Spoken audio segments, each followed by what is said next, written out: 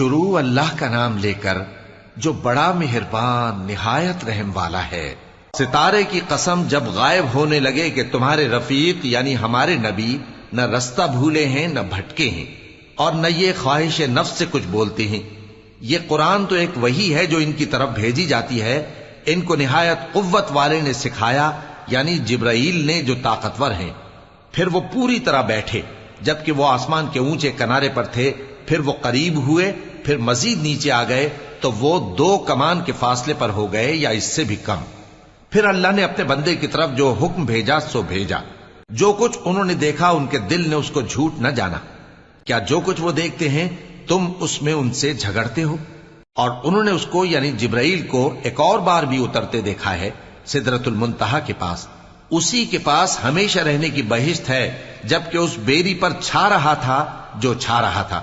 ان کی آنکھ نہ تو اور طرف مائل ہوئی اور نہ حد سے آگے بڑھی۔ انہوں نے اپنے پروردگار کی قدرت کی بہت ہی بڑی بڑی نشانیاں دیکھی۔ بھلا تم لوگوں نے لات اور عزا کو دیکھا اور تیسری مورتی یعنی منات کو؟ مشرکو، کیا تمہارے لیے تو بیٹے ہوں اور اللہ کے لیے بیٹیاں؟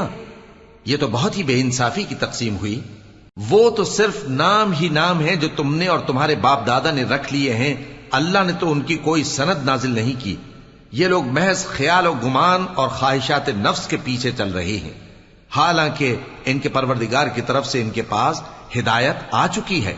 کیا جس چیز کی انسان آرزو کرتا ہے وہ اسے ضرور ملتی ہے؟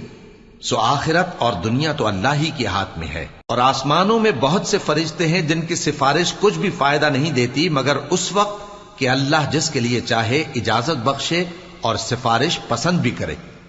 جو لوگ آخرت پر ایمان نہیں لاتے وہ فرشتوں کو لڑکیوں کے نام سے موسوم کرتے ہیں، حالانکہ ان کو اس کی کچھ خبر نہیں۔ وہ صرف خیال و گمان پر چلتے ہیں، جبکہ خیال و گمان حق کے مقابلے میں کچھ کام نہیں آتا۔ تو جو ہماری یاد سے روگردانی کرے اور صرف دنیا ہی کی زندگی کا خواہاں ہو، اس سے تم بھی منہ پھیر لو۔ ان کے علم کی یہی انتہا ہے۔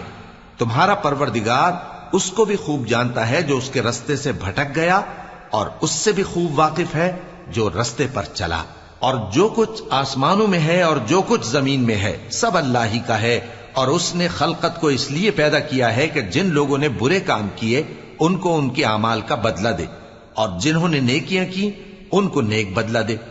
جو صغیرہ گناہوں کے سوا بڑے بڑے گناہوں اور بے حیائی کی باتوں سے اجتناب کرتے ہیں، بے شک تمہارا پروردگار بڑی بخشش والا ہے۔ وہ تم کو خوب جانتا ہے۔ جب اس نے تم کو مٹی سے پیدا کیا اور جب تم اپنی ماؤں کے پیٹ میں بچے تھے تو اپنے آپ کو پاک صاف نہ جتاؤ۔ جو پرہیزگار ہے وہ اس سے خوب واقف ہے۔ بھلا تم نے اس شخص کو دیکھا جس نے منہ پھیر لیا اور تھوڑا سا دیا پھر ہاتھ روک لیا؟ کیا اس کے پاس غیب کا علم ہے کہ وہ اسے دیکھ رہا ہے؟ کیا جو باتیں موسیٰ کے صحیفوں میں ہیں ان کی اس کو خبر نہیں پہنچی؟